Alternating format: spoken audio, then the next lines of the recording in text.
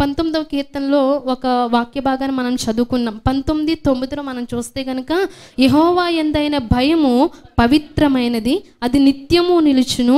యెహోవా న్యాయ విధులు సత్యమైనవి, అవి కేవలము న్యాయమైనవి. దేవునికి స్తోత్రం చెప్దాం. యెహోవా యందైన భయము. అసలు భయం గురించి మనం జ్ఞాపకం చేసుకుంటే కనుక, భయం లేని వాళ్ళు ఎవరైనా ఉన్నారా? భయము లేని వాళ్ళు ఎవరైనా ఉన్నారంటే ఎవరు కూడా లేరు. ప్రతి ఒక్కరికి భయము అనేది అసామాన్యంగా అందరికీ కూడా ఉండేది. మనిషి అన్న తర్వాత మనిషి ప్రతిదానికి భయపడిపోతూ ఉంటాడు. నిజానికి చెప్పాలంటే కుక్క అంటే భయము మనిషికి, చీకట్లో వెళ్ళాలంటే భయము, వ్యాధులంటే భయము, అనారోగ్యం అంటే భయము, జర్నీ అంటే భయము. ఇలాగా భయంలో చెప్పక్కర్లేదు, ప్రతిదీ కూడా భయమే అనమాట. నిజంగా చెప్పాలంటే మానవుడు అయితే ప్రతిదానికి భయపడతాడు. జంతువులకు భయపడతారు, పురుగులకు భయపడిపోతాము, ఇంకా సమస్యలకు భయపడిపోతాము, కష్టాలకు భయపడిపోతాము, అప్పులకు భయపడతాము. ప్రతిదానికి కూడా మనం భయపడుతూనే ఉంటాం. దావీదు కూడా మనలా మనిషే కాబట్టి ప్రతిదానికి భయపడ్డాడు. ఆ భయపడినప్పుడు మాత్రం అతను దేవుణ్ణి విడిచిపెట్టకుండా, దేవుని సందులో చాలాసార్లు నాకు భయం కలిగినప్పుడు నేను నిన్ను ఆశ్రయించుతని, నువ్వు నా భయములన్నిటిలో నుండి నన్ను విడిపించుతీవి అని దావీదు చాలా కీర్తనలో వ్రాసుకుంటూ వచ్చినట్లుగా కూడా మనము చూస్తూ ఉన్నాం అనమాట. అయితే దేనికి భయపడాలి, మనము దేనికి భయపడకూడదు అని ఆలోచన చేస్తే కనుక, మనము దేనికి భయపడాలంటే దేవునికి భయపడాలి, దేవుని న్యాయ విధులకు భయపడాలి, దేవుని వాక్యానికి మనము భయపడాలి. కానీ మనం ఈ మూడింటికి భయపడం. మిగతా 1 నుంచి ఇంకా 1000 భయాలు ఏవైతే ఉన్నాయో అన్నిటికి కూడా మనం ఏం చేస్తాం చెప్పండి, భయపడిపోతూనే ఉంటాం. కొంతమందికి అయితే భార్యలంటే భయం. భార్య ఫోన్ చేస్తే ఆ ఫోన్ నెంబర్ చూడగానే భయపడిపోతారు కొంతమంది. విచిత్రమైన భయాలన్నమాట. కొంతమందికి ఏదైనా ఎక్కడికైనా వెళ్ళిన తర్వాత కొంచెం భార్య ఫోన్ చేసింది అనుకోండి, ఆ ఫోన్ నెంబర్ చూడగానే పక్కకి వెళ్ళిపోతారు. ఏంటంటే భయం అనమాట. కొంతమంది భార్య పేరు చెప్తే భయపడే వాళ్ళు కూడా ఉంటారు. ఇలాగా ఇన్ని రకాలైన భయాలు అనమాట. చాలా రకాల భయాలు మనుషుల్ని తరుముతూ ఉంటాయి. అయితే మనం దేనికి భయపడకూడదంటే, ఈ లోకంలో వచ్చిపోయే సమస్యలకు మనం ఏం చేయకూడదు చెప్పండి, భయపడకూడదు. ఈ లోకంలో ఎన్నో సమస్యలు వస్తూ ఉంటాయి, అనారోగ్యాలు వస్తూ ఉంటాయి, వ్యాధులు వస్తూ ఉంటాయి, బాధలు వస్తూ ఉంటాయి. వీటికి భయపడడం వల్ల ఏమవుతుందంటే, భయపడటం వల్ల ఉరి వస్తుందని దేవుని వాక్యం సెలవిస్తుంది. కానీ భయపడమని కూడా దేవుని వాక్యం చెప్తుంది. కానీ దేనికి భయపడాలి అని ఇక్కడ మనం చదివితే కనుక, యెహోవా యందైన భయము పవిత్రమైనది. ఎందుకు ఈ మాట చెప్తున్నానంటే, ఇప్పుడు భయం కలిగి ఉన్నామనుకోండి తప్పు చేయము, భయం కలిగి ఉన్నామనుకోండి దొంగతనం చేయము, భయం కలిగి ఉన్నామనుకోండి ఎదుటివారి మీద అబద్ధ సాక్ష్యాలు పలకము, భయం కలిగి ఉన్నామనుకోండి దేవుని వాక్యానికి వ్యతిరేకంగా ఒక అడుగు కూడా మనము వేయము. చాలాసార్లు మనము చెప్తా ఉంటాం కదా, ఎక్కడికన్నా వెళ్ళినప్పుడు పలానా చేయండి, పలానా ఇది చూడండి, అది చూడండి అంటూ ఉంటారు. ఫర్ ఎగ్జాంపుల్ ఏదైనా ఒక చోటకు వెళ్ళినప్పుడు చుట్టాలు, బంధువులు, అటువంటి వారు, స్నేహితులు, అలాంటి వారు ఏం చేస్తూ ఉంటారంటే మనం కొన్ని చెప్తా ఉంటారు. నువ్వు ఇలా చేస్తావంటే ఇది చేయకు, ఇలా చెయ్యి, అలా చెయ్యి, నువ్వు ఇక్కడ పెట్టేవేంటి గుమ్మం, ఇక్కడ పెట్టుకు, అక్కడ పెట్టు, అలా అని చెప్పి కొన్ని మనకి సలహాలు ఇస్తూ ఉంటారు. అప్పుడు మనము ఒకటి చెప్పాలి, ఈ స్నేహితుడు నా ప్రాణ స్నేహితుడే అయినా, లేదంటే నాకు మంచి చేసే స్నేహితుడు అయితే కావచ్చు, కానీ ఈ స్నేహితుడు చెప్తున్న మాట బైబిల్ గ్రంథంలో ఉందా లేదా అని మనం ఏం చేయాలి చెప్పండి, పరీక్షించుకోవాలన్నమాట. యెహోవా ధర్మశాస్త్రం ఆనందించి దివారాత్రులు దాన్ని ధ్యానించేవాడు ధన్యుడు అని దేవుని వాక్యం సెలవిస్తుంది. కానీ మనం దేనిని ధ్యానిస్తామో తెలుసా? చాలాసార్లు ఆ పక్క వాళ్ళు నా గురించి ఏమనుకుంటున్నారు నా గురించి అని దీనికోసం ధ్యానిస్తూ ఉంటాం. ఎవరైనా ఒక మాట అన్నారనుకోండి, వాళ్ళకు కూడా తెలిసిపోయిందని ఆ విషయం నా గురించి, వాళ్ళకు కూడా తెలిసిపోయింది, అయితే వాళ్ళు ఏమనుకుంటున్నారు, అయితే వీళ్ళు ఏమనుకుంటున్నారు అని చెప్పి అప్సెట్ అయిపోతూ ఉంటాం. మనకున్నటువంటి శత్రువుల్లో కల ప్రధానమైన శత్రువు మన విరోధి అయినా అపవాది. ఈ అపవాది మనకి ఎప్పుడు కూడా డిప్రెషన్స్ తీసుకొస్తూ ఉంటాడు, ఎప్పుడు కూడా మనల్ని డిప్రెషన్లోకి నడిపిస్తూ ఉంటాడు, ఎప్పుడు కూడా అనుమానంలోనికి నడిపిస్తూ ఉంటాడు, అవిధేయతలోనికి నడిపిస్తూ ఉంటాడు, అనేకమైనటువంటి ఆలోచనలు పెట్టేసి అనేకమైన సందిగ్ధాల్లోనికి మనల్ని నడిపిస్తూ మన జీవితాన్ని అతలాకుతలం చేయడానికి ప్రయత్నిస్తూ ఉంటాడు. అటువంటి సమయాల్లో దేవుని వాక్యాన్ని ముందు పెట్టుకుని, దేవుని వాక్యానుసారంగా ఎవరు ఏమనుకున్నా పర్వాలేదు, నేనేంటో నా దేవునికి బాగా తెలుసు అని దేవునికి తెలిస్తే చాలు. అలాగని చెప్పేసి నేను ఇష్టానుసారంగా ఉండడం కదా, అందరికి విధేయతగా ఉండాలి, అందరికీ లోబడి ఉండాలి, అందరి మాటను గౌరవించాలి, అందరి మాటను రిసీవ్ చేసుకోవాలి, అందరి ప్రేమను పొందుకోవాలి, అందరికీ నా ప్రేమను కూడా పంచాలి అని మంచి వ్యక్తిత్వం మనం కలిగి ఉంటే కనుక మనల్ని ఎవరు ఏమనుకున్నా పర్వాలేదు, మనం పట్టించుకోవాల్సిన అవసరం లేదు. కానీ దేవుని వాక్యాన్ని ధ్యానించమంటే చాలాసార్లు ఏం ధ్యానిస్తారంటే, వాళ్ళ గురించి, నా గురించి వాళ్ళు ఏమనుకుంటున్నారో, వాళ్ళు ఏమి అనుకుంటున్నారో, లేకపోతే ఏం ఆలోచిస్తున్నారని చెప్పి ఎదుటి వాళ్ళ గురించి ఆలోచించి సమయాన్ని పాడు చేసుకోవాల్సినటువంటి టైం మనకి వద్దు. ఆ టైంని మనం వేస్ట్ చేయొద్దు. దేవుని యొక్క వాక్యాన్ని ధ్యానించే సమయాన్ని దేవుని వాక్యానికి ఇస్తే గనక దేవుని ఆశీర్వాదం మనం ఏం చేస్తాం చెప్పండి, పొందుకుంటుంటాం. మనం చూడండి, సామెతలు 1:33 మనం చూసినట్లయితే గనక, నా ఉపదేశం అంగీకరించేవాడు సురక్షితంగా నివసించును, వాడు కీడు వచ్చునన్న భయం లేక నెమ్మదిగా ఉండును. దేవునికి స్తోత్రం చెప్దాం. ఇక్కడ ఈ విధంగా వాక్యము వ్రాయబడి ఉంది, నా ఉపదేశం అంగీకరించేవాడు సురక్షితంగా ఉండును, వాడు కీడు వచ్చునన్న భయం వాళ్ళు ఎంత మాత్రం కూడా ఉండదు. అంటే ఉపదేశమును, దేవుని ఉపదేశాన్ని వినడం కాదంట, అంగీకరించి వారు ఎలా ఉంటారంటే చెప్పండి, సురక్షితంగా ఉంటారు. ఏ పాపంలో కూడా పడరు. దేవుని వాక్యాన్ని వినలేని వాళ్ళు చాలా జాగ్రత్తగా వినండి. దేవుని వాక్యాన్ని వినలేని వాళ్ళు సురక్షితంగా ఉండరు, అనేకమైన పాపాల్లోనికి వెళ్ళిపోతూ ఉంటారు. కారణం ఏంటో తెలుసు, వారిలో ఏమి లేదు, వాక్యం లేదు. వాక్యం లేదు కనుక ఎవరు ఏం చేయమంటే అదే చేస్తారు, ఎవరు ఏది చూడమంటే అదే చూస్తారు, ఎవరు ఏం పట్టుకోమంటే అదే పట్టుకుంటారు, ఎవరు ఏం దాటమంటే అదే దాటుతారు, ఎవరు ఏది పట్టుకెళ్ళమంటే అదే పట్టుకెళ్తారు. ఈ బొమ్మని దగ్గర పెట్టుకొని చెప్పేసి ఏదైనా వస్తువు మనకి ఇస్తే కనుక దాన్ని దగ్గర పెట్టుకుంటూ ఉంటారు. కారణం ఏంటంటే వారి హృదయంలో, వారి జీవితంలో ఏం లేదు చెప్పండి, దేవుని వాక్యం లేదు. దేవుని ఉపదేశాన్ని వారు అంగీకరించలేకపోతున్నారు. దానివల్ల వారు సురక్షితంగా ఉండలేరు. ఎలా ఉంటారంటే అటు ఇటుగా ఉంటారు. దేవుని వాక్యం సెలవిస్తుంది, అయితే వెచ్చగా ఉండు, లేకపోతే చల్లగా ఉండు. నులివెచ్చని జీవితం మనకు వద్దు.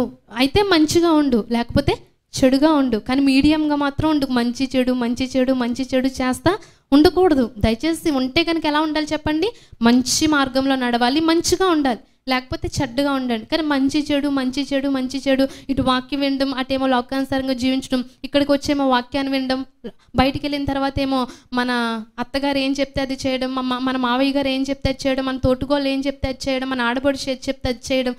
ఈ విధంగా కాదు. నువ్వు ఉంటే వాక్యానుసారంగా ఉండు, లేకపోతే ఎలా ఉండు, లోకంలో ఉండు. అంతే తప్ప అటు ఇటు ఉండడం వల్ల ఏమైనా ప్రయోజనం ఉంటుందా? ఏమాత్రం కూడా. దేవుని వాక్యం చెప్తుంది అలా ఉండమని, నేను చెప్పట్లేదు. ఉంటే వెచ్చగా ఉండు, లేకపోతే చల్లగా ఉండు, కానీ నులివెచ్చగా మాత్రం ఉండదు. చేస్తే భక్తి, శ్రేష్టమైన భక్తి చేద్దాం. చేస్తే కనుక నిక్కరసమైన భక్తి చేద్దాం, లేకపోతే భక్తి చేయకుండా కామ్గా ఉందాం. అంతేగాని అటు ఇటు ఎందుకు, వాళ్ళు చెప్పింది చేసేసి ఇక్కడికి వచ్చిన తర్వాత వీళ్ళు చెప్పింది చేసేసి అటు ఇటుగా ఉండడం ద్వారా ఏ ప్రయోజనం కూడా లేదు. సో ఈ విధంగా మనము దేవుని వాక్యాన్ని వింటున్నాం, కానీ దేవుని వాక్యాన్ని అనుసరించి మనం ఏం చేయట్లేదు చెప్పండి, నడుచుకోలేకపోతున్నాం.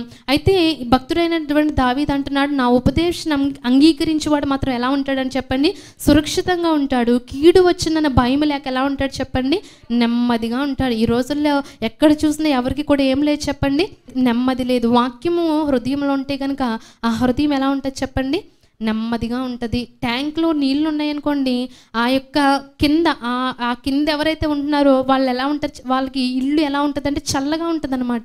అలాగా మన హృదయంలో దేవుని వాక్యం ఉంటే కనుక మన హృదయం ఎప్పుడు కూడా ఎలా ఉంటుంది చెప్పండి, నెమ్మదిగా ఉంటుంది. వాక్యం లేకపోతే కనుక మన హృదయం అధైర్యపడుతూ ఉంటుంది, భయంలోనికి వెళ్ళిపోతూ ఉంటుంది. సో ఈ రోజుల్లో చాలామంది దేనికి భయపడకూడదు, దానికి ఎక్కువ భయపడుతున్నారు. దేనికి భయపడకూడదు అంటే అలా చేస్తే ఏమైపోతామో ఏంటో, మా సహోదరి ఇలా చేయమని చెప్పింది, ఈరోజు ఈ పలానా రోజు కనుక ఈరోజు ఇన్ని దీపాలు వెలిగించమని చెప్పింది, కానీ నేను వెలిగించలేదు, ఏమైపోతానో ఏంటో. ఈ విధమైనటువంటి భయాలు కొంతమందికి ఉంటా ఉంటాయి. కొంతమంది అమ్మ ఈరోజు ఫోన్ చేసి ఎక్కడ లేని అని చెప్తూ ఉంటారు, అలా చెయ్యి ఇలా చెయ్యి, నీకు లేకపోతే అది ఉంది కదా, మీ ఇంట్లో ఆ దోషం ఉన్నది కదా, లేకపోతే మీ ఇంట్లో అనారోగ్యం ఏలుబడి చేస్తుంది కదా, నేను చెప్పినట్లు చెయ్యి, నీ జీవితం ఏమవుతుంది, బాగవుతుంది, అవి చెయ్యి ఈ చెయ్యి అని చెప్పేసి చాలా రకాలైనటువంటి ఆలోచనలు మనకు చెప్తూ ఉంటారు. కానీ ఎవరైనా ఏదైనా చెప్పినప్పుడు మీరు ఒక్కటే ఆలోచించండి, వీరు చెప్తున్నది, అది తల్లైనా స్నేహితులైనా ఎవరైనా సరే, వీరు చెప్తున్నది దేవుని వాక్యంలో ఉందా లేదా అన్నది మనం ఆలోచన చేయాలన్నమాట. వాక్యంలో లేకపోతే కనుక ఖచ్చితంగా మనం అది 100 మంది చెప్పినా 1000 మంది చెప్పినా మనం చేయవలసిన అవసరము లేదు. అది మన తల్లైనా లేకపోతే మన సహోదరులని ప్రాణ స్నేహితులైనా సరే వాక్యంలో లేనిది చెప్పారు అంటే 100% మనం చేయకపోయినా ఏమీ జరగదు మనకి. కానీ వాక్యంలో ఉన్నది ఉన్నట్టుగా మనం నడుచుకోకపోతే కనుక ఖచ్చితంగా దేవుని ఆశీర్వాదాన్ని మనం పొందుకోకుండా తప్పిపోతూ ఉంటాం అనమాట. కనుక ఎవరేం చెప్తే అది చేయడానికి ప్రయత్నం చేయకండి దయచేసి. వాక్యం ఏం చెప్తుందో అది చేయడానికి మనం ఏం చేద్దాం చెప్పండి, ప్రయత్నం చేద్దాం. దేవుని వాక్యం చెప్తుంది కదా, మొదటి కీర్తనలు ఏమనుందంటే దుష్టుల ఆలోచన చెప్పని నడవద్దు అని ఉంది, పాపుల మార్గం నిలవద్దు, ఇది చేయకూడదు. మొదటి వచనంలో ఇది చేయకూడదు అని ఉంది. రెండవ వచనంలో ఏం చేయాలో ఉంది. ఏం చేయాలి, యెహోవా ధర్మశాస్త్రం నన్ను ఆనందించుచు దేవారాత్రం దాన్ని ధ్యానించువాడు ధన్యుడు అనుంది. 3వ వచనంలో ఏమనుందంటే మనం ఏం చేస్తే బాగుంటామో అని వ్రాయబడింది. ఏం చేస్తే బాగుంటామో, అతను నీటి కాలువలు ఎవరిని నాటబడింది, ఆకువాడక తన కాలం మందు ఫలమిచ్చు చెట్టు వలె అతను చేయదంతా కూడా ఏమవుతుందని చెప్పండి, సఫలమవుతుంది. మొదటి వచనంలో ఏం చెయ్యొద్దో చెప్పాడు, ఏం చేయకూడదు, దుష్టుల మార్గంలో నడవద్దు అంటే ఏంటి, మంచి మార్గంలో నడువు అని అర్థం. దుష్టుల మార్గంలో నడవద్దు అన్నాడు. అయితే ఏం చేయాలని దీనికోసం పెద్దగా ఆలోచించవలసిన అవసరం ఏమీ లేదు.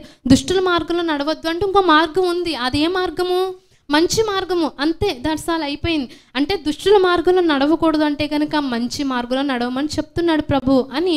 మంచి మార్గంలో నడవడానికి ప్రయత్నించాలి. పాపుల మార్గంలో నిలవద్దు అని చెప్తున్నాడు. అంటే పాపుల మార్గంలో నిలవకుండా అంతే, లోకంలో ఉన్నది అంతా పాపులే కదండి, మరి ఎక్కడ నిలవాలి అంటే మంచివారు ఉండే మార్గం కూడా ఉంది, అక్కడ నిలువు అని చెప్తున్నా. అపహాసకులు కూర్చుండే చోటను కూర్చోవద్దు.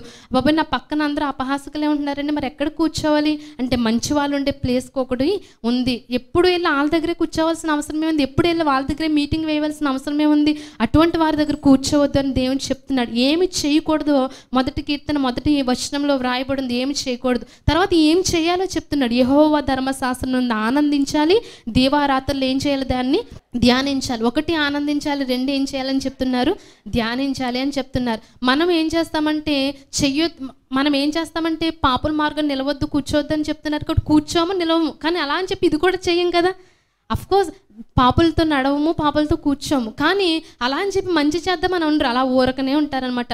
చెడు వాళ్ళతో స్నేహం చేయొద్దన్నారు కాబట్టి ఫోన్లో చెడు వాళ్ళతో స్నేహం చేయను, కానీ మరి మంచి వాళ్ళతో స్నేహం చేయమని దేవుడు చెప్తున్నాడు కదా, ఆత్మీయులతో స్నేహం చేయమని చెప్తున్నాడు కదా, ఆత్మానుసారంగా నడుచుకోమని చెప్తున్నాడు కదా, ఆత్మీయ వాక్యాన్ని ప్రతిదినము ధ్యానం చేయమని చెప్తున్నాడు కదా. అది చేయం.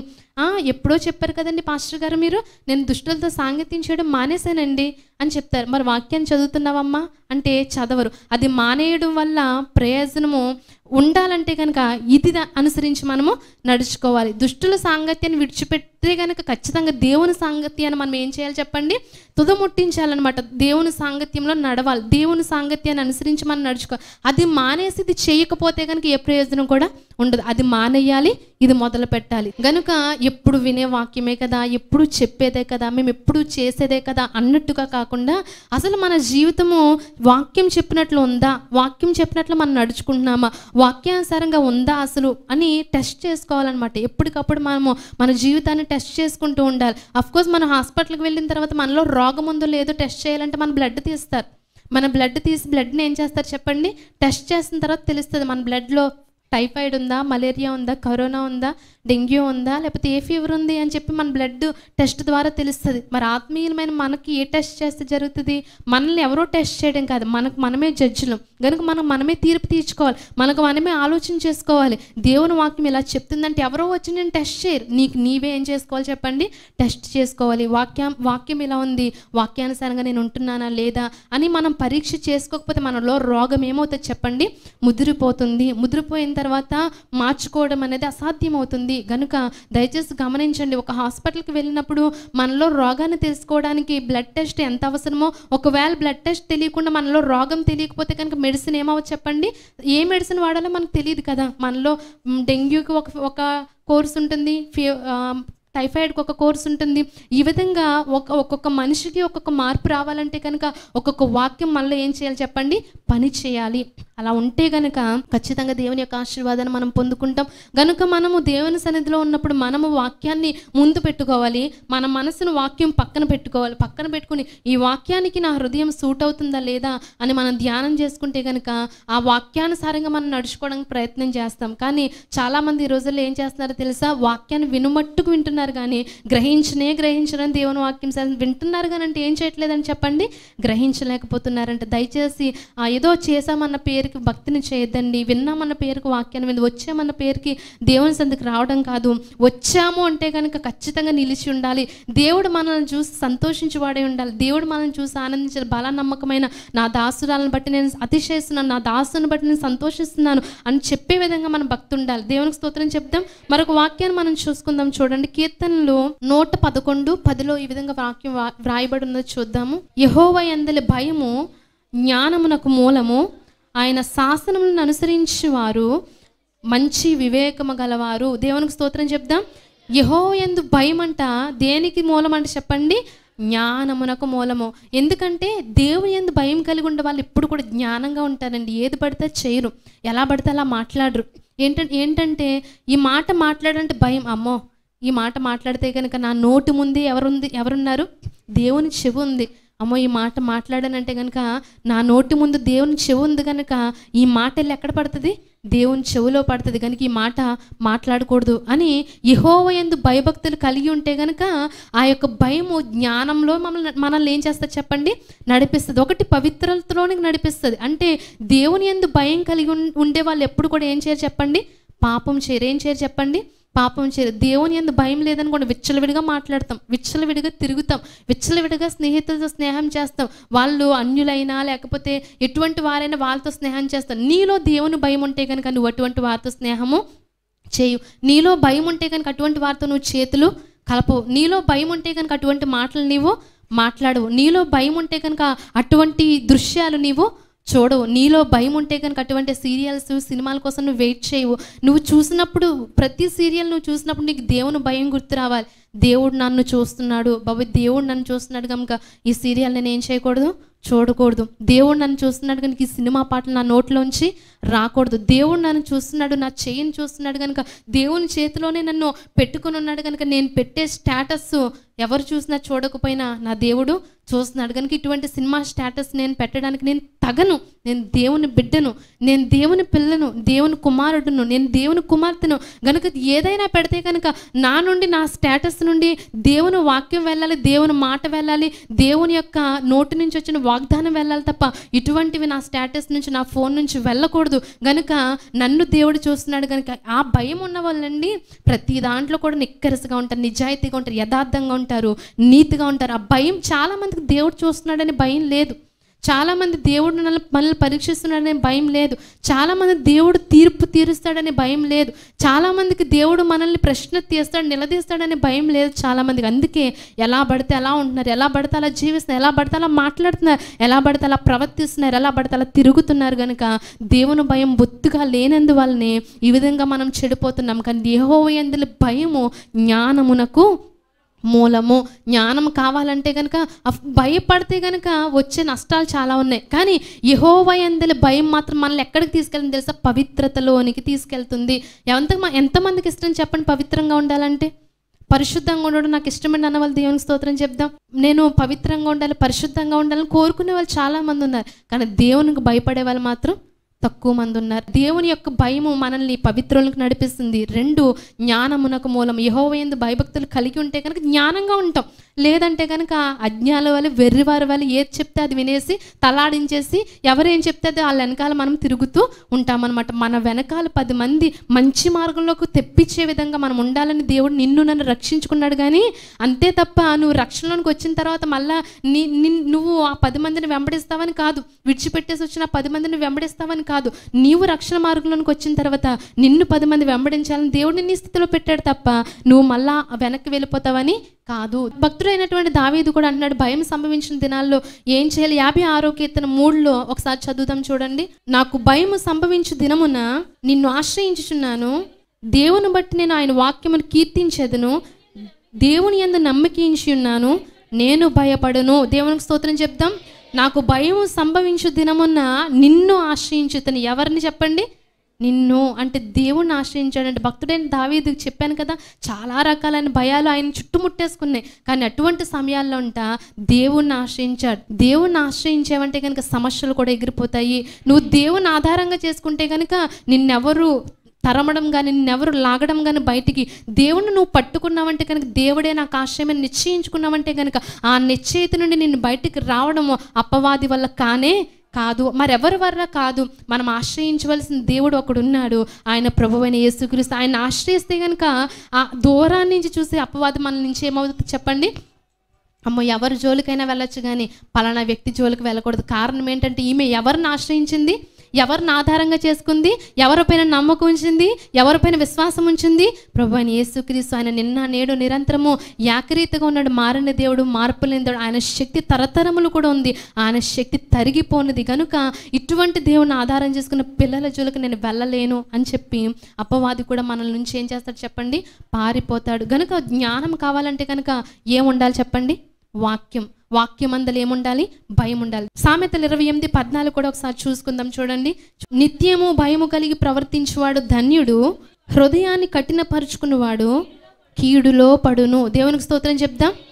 దేవుని యందు భయం ఎలా ఉండాలో తెలుసా? ఇప్పుడు వాక్యం వింటున్నారు, ఇంటికి వెళ్ళిన తర్వాత భయపడతారు. మళ్ళీ వచ్చే వారానికి భయం ఉండదు. ఆ వాక్యం పట్ల శ్రద్ధ ఉండదు, వాక్యం వినాలని ఆతృత ఉండదు. మొత్తం ఏమవుతుందో చెప్పండి? తగ్గిపోతూ ఉంటుంది. కానీ దేవుని వాక్యం సెలవు, నిత్యము భయము కలిగి ప్రవర్తించేవాడు నీలో నిత్యము దేవుని భయం ఉంటే నువ్వు నిత్యము పరిశుద్ధంగానే ఉంటావు. నీలో నిత్యము దేవుని భయం ఉంటే కనుక నువ్వు నిత్యము పవిత్రంగానే ఉంటావు. నీలో భయం ఉండకుండా హృదయాన్ని కఠినపరిచేసుకున్నా అంటే భయం పడినా ఏం లాభంలే అని చెప్పేసి భయపడకపోయినా పర్వాలేదులే, దేవుడు చూసాడులే అని చెప్పేసి ఇష్టానుసారంగా మళ్ళా పదే ఆ కార్యాలే చేస్తున్నావా? వాక్యం చేయొద్దన్న కార్యాలే చేస్తున్నావా? వాక్యం వద్దు అన్న త్రోవలోనే నడుస్తున్నావా? వాక్యం వెళ్ళొద్దు అన్న ప్రాంతాలకి వెళ్తున్నావా? వాక్యం వద్దు అన్న వాళ్ళతోనే మాట్లాడుతున్నావా? వాక్యం వద్దు అన్న వాళ్ళతోనే చేతులు కలుపుతున్నావా? వాక్యం వద్దు అన్న మాటలే నువ్వు మాట్లాడుతున్నావా? వాక్యం చేయొద్దన్న పనులే నువ్వు చేస్తున్నావా? నీ హృదయాన్ని కఠినపరిచేసుకుంటే కనుక నువ్వు దేంట్లో పడిపోతావు చెప్పండి? కీడులో పడిపోతావు. కీడులో పడిన తర్వాత మళ్ళీ అమ్మ బాబు అయ్యా దేవుడా అంటే కనుక నిన్నెవరు ఏం చేయరు చెప్పండి? తీసుకురారు బయటికి. దేవుని వాక్యం చెప్పినప్పుడు వినకపోతే 2-3 కీర్తనలు ఒకసారి చదువుకోండి. ఇంటికి వెళ్ళిన తర్వాత మనం దేవుని వాక్యం చెప్పినప్పుడు మనం వినకుండా తర్వాత మనం ప్రభువాన్ని మొరపెట్టడం ద్వారా ఏ మాత్రం కూడా ఉపయోగం అనేది లేదు. నేను చెప్తున్నాను కదా, మీకు ఎవరు భయం ఉండకపోయినా పర్వాలేదు, దేవుని భయం ఖచ్చితంగా ఉండాలి. పాస్టర్ గారు భయము ఉండకపోవచ్చు, ఎందుకంటే ఆయన ఎప్పుడు మిమ్మల్ని చూడరు కదా. తన కంటి పాప వల్ల నేను కాపాడుతున్న దేవుడు నిత్యము నీ పక్కన ఉండాలంటే నిత్యము దేవుని భయం మనలో ఉండాలన్నమాట. దేవుని భయం మనలో ఉంటే కనుక మనం తప్పు చేయము, మనం తప్పుగా మాట్లాడము, తప్పుగా స్నేహితులతో స్నేహం చేయము. ఇటువంటివి అన్నీ కూడా కావాలంటే కనుక ముందు వాక్యం అనే భయము, దేవుని భయం మనలో ఉండాలి. అటువంటి భయాన్ని మనం ఎప్పుడైతే కలిగి ఉంటామో ఖచ్చితంగా దేవుని యొక్క ఆశీర్వాదాన్ని మనం ఏం చేస్తాం చెప్పండి? పొందుకుంటాం. దయచేసి నేను ఒక్క మాట చెప్తున్నాను, ఏంటో కాదు, మనము పవిత్రంగా పాపం చేయకుండా ఎవరి మీద అన్యాయమైనటువంటి సాక్ష్యాలు పలకకుండా మనము మంచి మార్గంలో నడవాలంటే కనుక దేవుని భయం ఉండాలి. ఎవ్వరి భయం లేకపోయినా పర్వాలేదు. చూడండి, చిన్నపిల్లలు చెడిపోయి తిరుగుతూ ఉంటారు. వాళ్ళని అంటూ ఉంటాం, వీళ్ళకి తల్లిదండ్రుల భయం లేదండి, అందుకే వీడిలాగా చేస్తూ ఉన్నాడు. 12 సంవత్సరాలు 13 సంవత్సరాలు వచ్చినా సరే మాట వినకుండా ఇష్టానుసారంగా ప్రవర్తించే వాళ్ళు చాలామంది ఉంటారు. అప్పుడు ఏంటండి వీడు ఎలా ప్రవర్తిస్తున్నాడంటే వాడు తల్లిదండ్రుల భయం లేదండి, అందుకే వాడు ఇష్టానుసారంగా తిరుగుతున్నాడు అంటారు. నీలో నాలో కూడా మన తండ్రి భయం అనగా వాక్య భయం మనకు ఉంటే కనుక మనము నిజంగా ఇష్టానుసారంగా తిరగము, ఇష్టానుసారంగా ప్రవర్తించము, ఇష్టానుసారంగా మాట్లాడము, ఇష్టానుసారమైన మార్గంలో మనము నిలవము. అంత మాత్రమే కాదు, లోకానుసారమైన కార్యం ఏది కూడా మనం చెయ్యనివ్వము, చేసేవారికి సలహాలు ఇవ్వము, చేసేవారితో పార్టిసిపేట్ చెయ్యము. ఒకవేళ ఇటువంటివన్నీ మీరు ఏమైనా చేస్తే కనుక మీలో అస్సలు కొంచెం కూడా ఏం లేనట్టు, వాక్య భయం లేనట్టు, దేవుని భయం లేనట్టు, దేవుడు చూస్తున్నాడని మర్చిపోతున్నారు మీరు. దేవుడు చూస్తున్నాడని మనము ఏమాత్రం కూడా గ్రహించలేకపోతున్నాం. గనుక అంటే ఎందుకు ఈ మాట చెప్తున్నా అంటే, పరలోకం వెళ్ళాలంటే కనుక ఖచ్చితంగా ఉండాలండి. అమ్మో ఇలా ఉండడం నా వల్ల కాదండి బాబు, మరీ ఎంత కట్టుదిట్టంగా ఉండాలంటే వాక్యానికి భయపడాలి, ఓకే, కానీ ఇవన్నీ చేయకూడదు, ఇలా ఉండాలంటే నా వల్ల కాదు అంటారా? మరి పరలోకం వెళ్ళడానికి మాత్రం అటువంటి వాళ్ళకి ఛాన్స్ అనేది ఉండదు. ఏం కావాలో మనం కోరుకుందాం. మన జీవితం మంచి మార్గంలో ఉండాలి. మనం పరలోకం వెళ్ళాలంటే కనుక యెహోవా యందైన భయం కలిగి ఉంటే కనుక పవిత్రతలోనికి అది మనల్ని నడిపిస్తుంది. చాలా రకాల భయాలు ఉన్నాయి. కొన్ని భయాలు మరణంలోనికి నడిపిస్తాయి. కొంతమంది భయపడి పాపం చేసే వాళ్ళు ఉన్నారు. జీవితంలో ఎవరైనా సరే ఒంటరిగా ఉన్నప్పుడు భయపడి నా జీవితం ఒకవేళ ఏ తోడు లేకపోతే కనుక నా పిల్లలు ఏ విధంగా పోషించబడతారు, నేను తప్పు చేయకపోతే కనుక అని ఇష్టానుసారంగా మార్గంలో వెళ్ళి డబ్బులు సంపాదించి తప్పు చేసి కుటుంబాన్ని పోషించే వాళ్ళు కూడా ఉన్నారు. ఎన్నో రకాల భయాలు తప్పు మార్గంలో నడిపేస్తున్నాయి. ఎన్నో రకాల భయాలు దొంగతనాలు చేపిస్తున్నాయి. ఎన్నో రకాల భయాలు మనల్ని వాక్యానికి విరుద్ధంగా నడిపిస్తున్నాయి. చాలామంది ఇంట్లో లేదని చెప్పి అవి ఇవి దొంగలించి మరి కుటుంబాన్ని పోషించుకునే వాళ్ళు ఉంటారు. కొన్ని రకాల భయాలు మనల్ని అపవిత్రంలోకి నడిపిస్తాయి. కొన్ని రకాల భయాలు మనల్ని అవిధేయతలోనికి నడిపిస్తాయి. కొన్ని రకాల భయాలు మనల్ని పాపంలోనికి నెట్టివేస్తాయి. కొన్ని రకాల భయాలు మనల్ని మరణానికి నడిపిస్తాయి. కానీ దేవుని యందైన భయం మాత్రం మనల్ని పవిత్రతలోనికి నడిపిస్తుంది. అట్టి భయాన్ని పరిశుద్ధాత్మ దేవుడు మనందరికి అనుగ్రహించి పరిశుద్ధతలో మనందరినీ ఎల్లప్పుడూ కూడా నిలవబెట్టును గాక. ఆమేన్.